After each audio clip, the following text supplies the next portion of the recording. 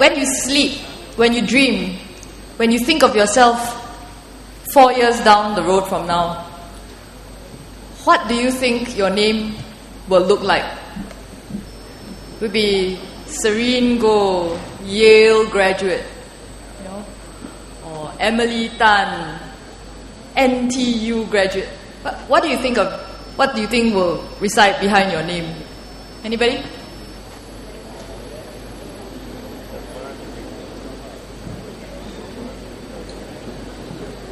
I'm asking you this because I'm wondering whether you think about the brand that your name will carry, what it represents, your own name.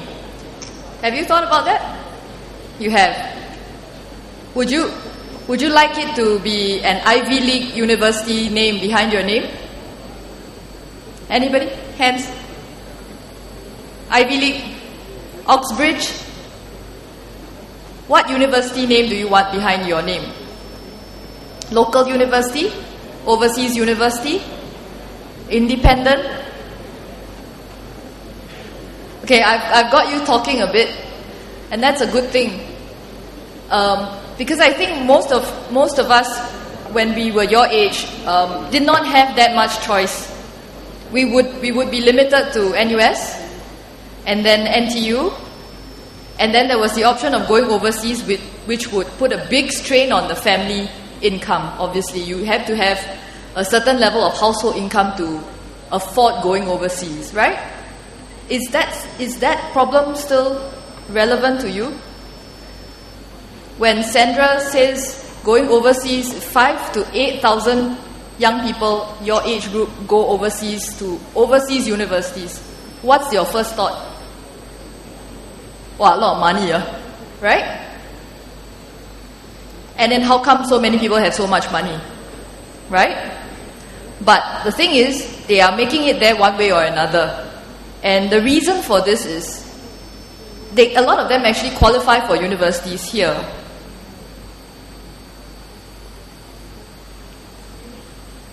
Where do I point this? Okay, so they're leaving for university overseas because it's not just about the brand name. They want, what's the E word for it? An experience. They want to know that they are part of a community that is very enriched. I can go to Oxbridge and I can watch the rowers, do their thing. Or I can go to Harvard and walk down its hallowed aisles, and watch the autumn leaves fall. So in the case of something like SMU and NTU nowadays, they're sharpening the brand of the university because they want to offer students a little bit more than just tuition money, right? And textbooks. They want to offer you guys a lifestyle. Have you thought about the lifestyle that you will lead when you are in university? How much does it matter to you what type of lifestyle you lead? And apparently quite a lot. Okay, so that's Oxbridge, what it looks like. This is Harvard. Think about it. And then this is the Australian University, UNSW. And then there's this, right here in Singapore. Okay, so it's all very sexy for a young person trying to pick a college. You have a lot of options open to you nowadays. So how do you choose? Why do you choose the universities you do? I think it's about the culture on the campus as well. It's not just whether you can get a grade, right? If I told you that SMU is not so hip, would you go? Not very hip, huh? You go there, very boring. The girls are not that cute. The guys are not that hot. I mean, would you still go? You think about these things, I want to go overseas and present my marketing strategies to other companies, I need that network. I want to go there because, I feel that, they have such a tight business network that as soon as in fact, even before I graduate, I will have a job, right? Or you think about NUS. What happens when you think about NUS? You think of U-Town, you think about all these things. Okay? You think about the Yale campus, you think about maybe film school. It's a diverse, very rich campus environment. You think about living on campus, right? Away from your parents, right? In your own dorm room.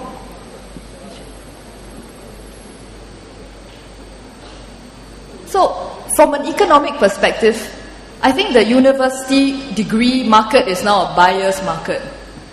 It's just a hunch, I don't have a lot of evidence, but from anecdotes that you have shared with me over the years through Youth Inc. and a lot of stories that the Straits Times has run, what you are saying is, I have all this choice, I will do the picking. And it bears pointing out that universities are trying to woo you. How are they doing this? So, I spoke to you earlier about how the cost of university is changing. I think that there are some factors here. The British pound is sliding, so universities in the UK are starting to look more affordable. You pay a little bit more ultimately than what you would pay going to school here, but you get the experience of living in a different country and working with different people. Okay, meanwhile, here in Singapore, everything is going up. Okay? So you're starting to compare. If I have to pay so much money,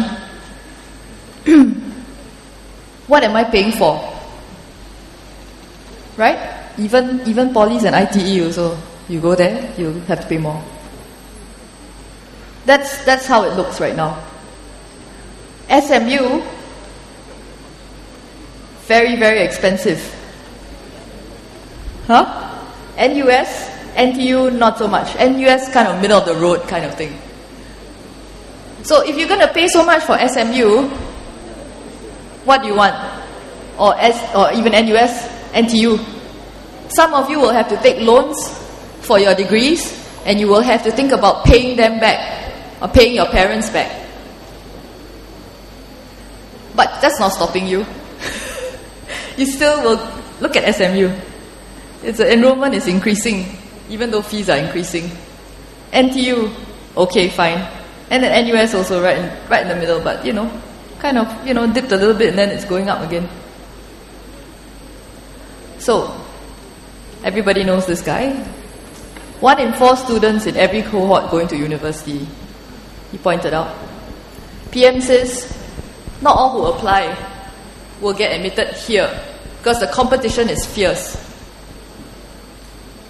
Only 300 places, 2,000 applicants. That's the competition you face. So this is the solution that he has. By 2015, there'll be 14,000 places here. And the options include, as I said earlier, very sexy options. Not just any local university, but even a brand of the university is now changing. It's not just a degree you pay for when you go to a local university. Not anymore. You have to think about the networks it offers you. When you go to university, it's not just obviously social networking, but the actual physical networks that you build there. So here it's very important. One of the students we spoke to in 2006 actually decided to stay at SMU because it was getting more expensive compared to an Australian university. She decided not to go to an Australian university because having an education in SMU would guarantee an Asian network. Ultimately, you want to come back to Singapore to work, then you have to think about that prospect. After you graduate, who do you know?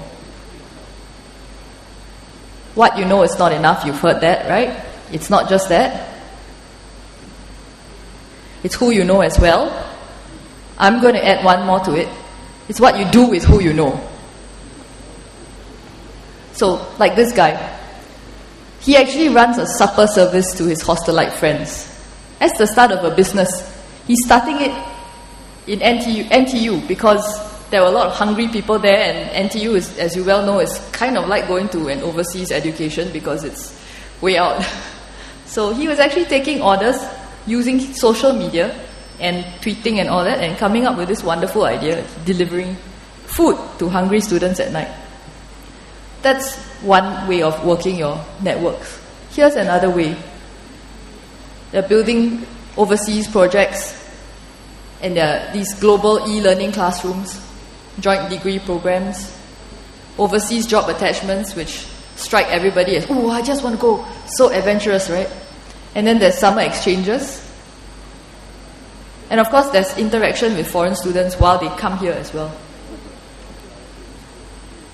Okay, so that's the sexy one, right? The sexiest one of the lot right now.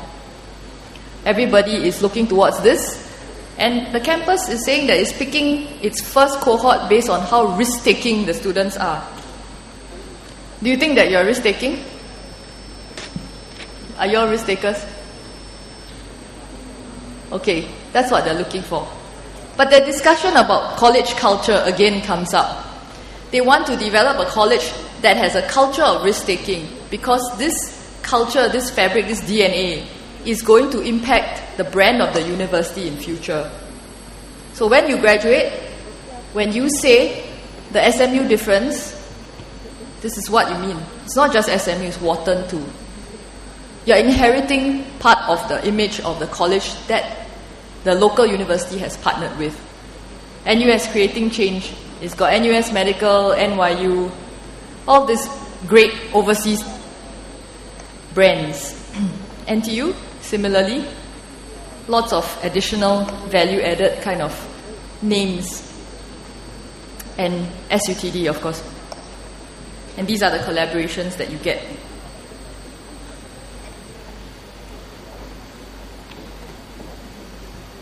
So, given that your local university now offers you a globalized campus, do you still want to go overseas and study? So it's not changing your mind at all. So what are you hoping for at this university? What sort of culture are you hoping for there? Okay, that concludes my part of it.